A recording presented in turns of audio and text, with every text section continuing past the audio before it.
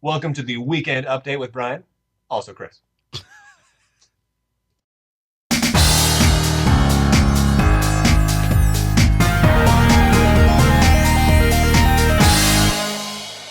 What's new in the news right now?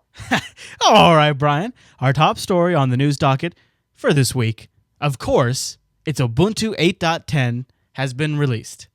Say what now? Is there a bigger story right now in the Linux world? I mean, honestly, come on. That's right, Linux world. So not the presidential campaign, the No. changing of the power in the free world. Halloween. I think there was like some catastrophe in California, probably because it's California. It's on Right. fire. Right. Okay. So the Linux No, world. let's No, focus yeah, in. yeah. Focus in. It Linux is world. Ubuntu. Right. It's Uh, also the biggest story in the world of people who love the color brown. yes. So a lot Along of cool stuff happening in that world right now. along with Ubuntu 8.10, we've also got Xubuntu and Mythbuntu have been released. Mythbuntu has some new graphical configuration not utilities. Not Kubuntu. No, we have not got Kubuntu. But not Ubuntu. We've got a release date for Kubuntu, which is going to be November 5th, Do we? which is going to include KDE Look, 4. that's just next. 4.1.3. Next week, we Nice. should get Kubuntu. Not bad. Not bad. Not All right, bad. well, hey, that's within a week. That's the day after election day here in the States. So that's not too bad. So you did a kind of a little roundup of what's happening with Ubuntu 8.10. I did, yep. There's a lot of decently good features, but it looks exactly the same. Looks are pretty early similar. on, they were talking about a couple of new themes and whatnot, but it doesn't seem like that really came to pass. There is a new human theme, which is like a dark chocolate kind of a theme. But isn't that optional at this point? It's not default. I think it's Right. one of the options in there. Yeah.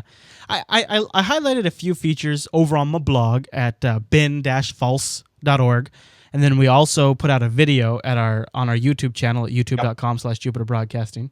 And we go over some of the features. But, you're kind of right. At the end of the day, Bryan, I kind of felt like more of the same a little bit.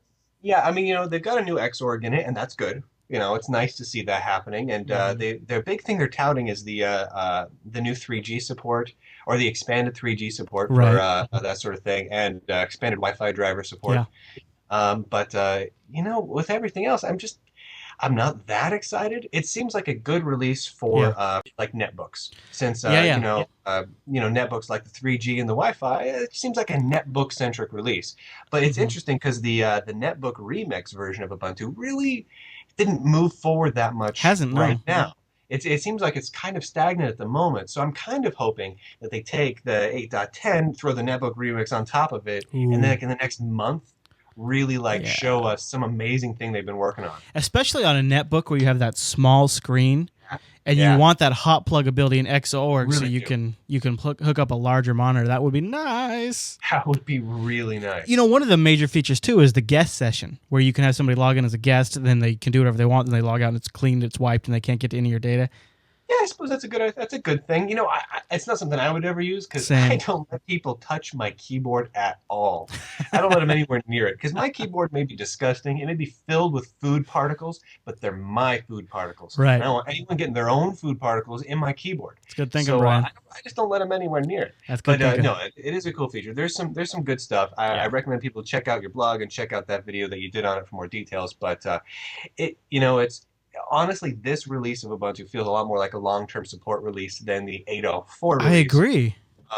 was. It feels like they spent more time bug fixing Yeah. and doing minor improvements than they did last time, which is a good thing, but it feels like it's kind of misplaced. This was supposed to be a really exciting, dangerous release.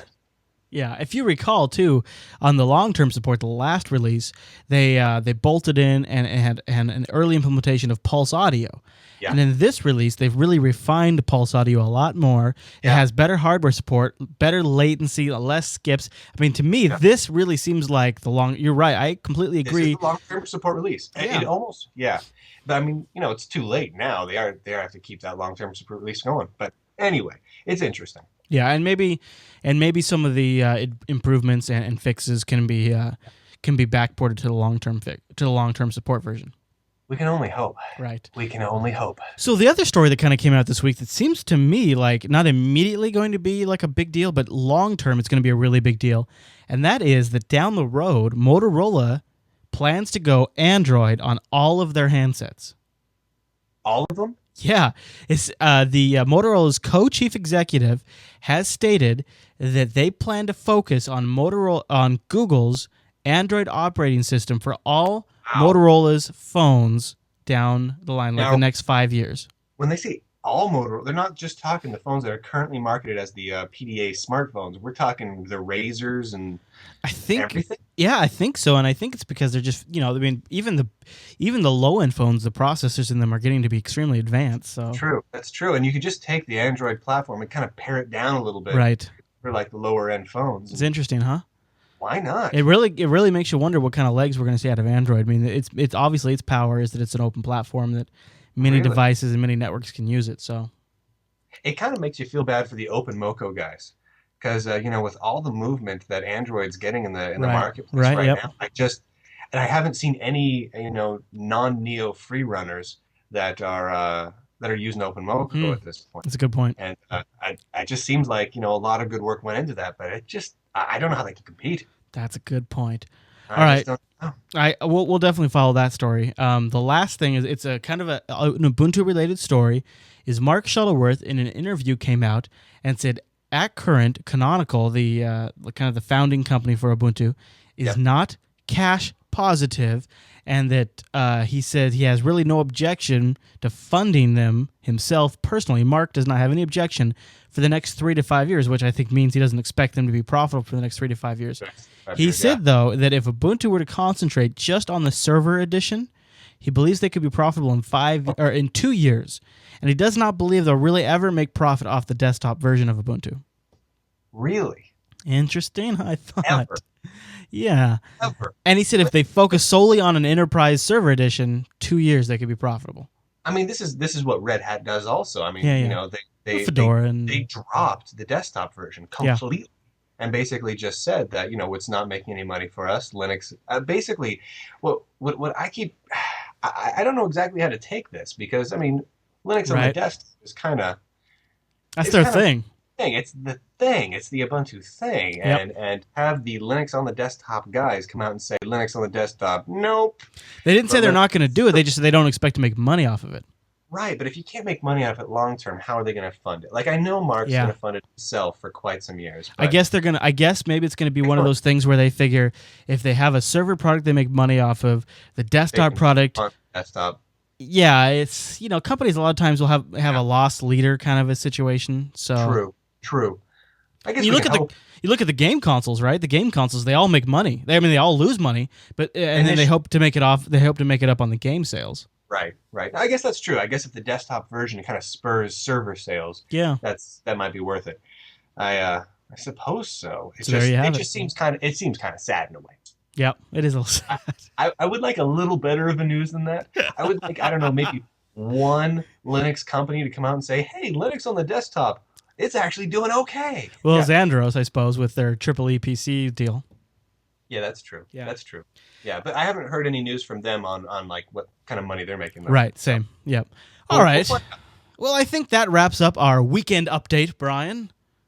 It sure as heck does. Everybody can tune into the big show that'll come out next Sunday at jupiterbroadcasting.com.